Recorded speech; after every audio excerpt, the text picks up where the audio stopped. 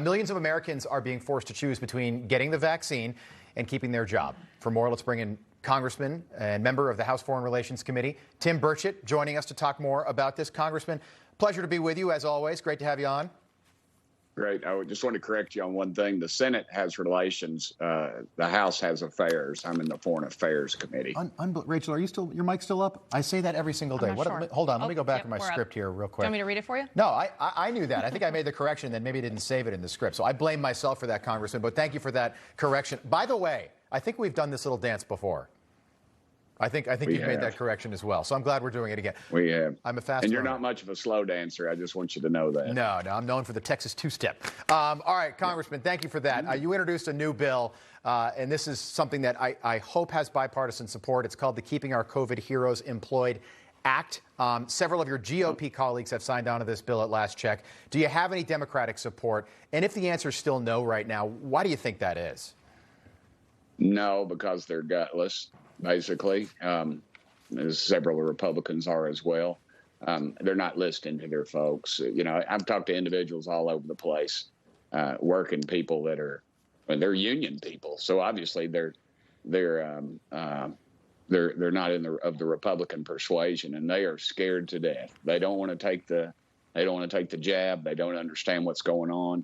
And, you know, individuals ought to be able to decide for themselves. And Senator Marsha Blackburn presented it in the Senate, and I'll be handling it in the House. And it's ridiculous. We can't afford these labor shortages, as you all know, even though the president's folks have just stated that while we fire all these truckers, that won't hurt our supply chain. I think the American public understands much more than obviously than the man sitting in the Oval Office does. Yeah, and this is not a fight against unions.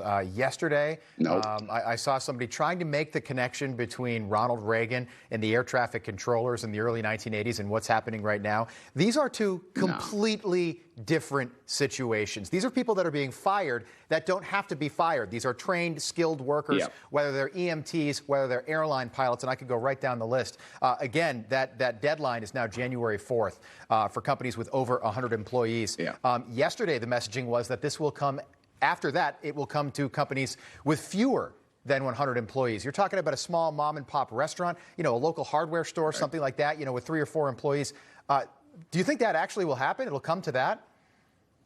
Well, I didn't think we'd pass a $4 or $5 trillion build back broker thing either. I didn't think we'd provide amnesty for 7 million illegals. I didn't think that they would fine businesses $700,000 for not complying with what's going on. But apparently, some Democrats and 13 Republicans agreed with the president that we needed to do that. It's you know, and I don't know about you, but I haven't had a lot of people call me and say, hey, we need to spend $80 billion so we can hire 87,000 new IRS agents to go after hardworking Americans who deposit $600 in their checking account. They got to pay for the bill somehow, though, right?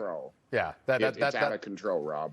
Okay, so and I just want to touch on this again. None of these mandates we've got these ideologues basically across the country, including private industry, private businesses are complying with a glorified press release from the administration. Nothing's been litigated. None of these are legally binding yet. We've got that situation in Louisiana right now with the Fifth Circuit Court of Appeals. How do you think that plays out? And why are these companies so eager to comply with these mandates?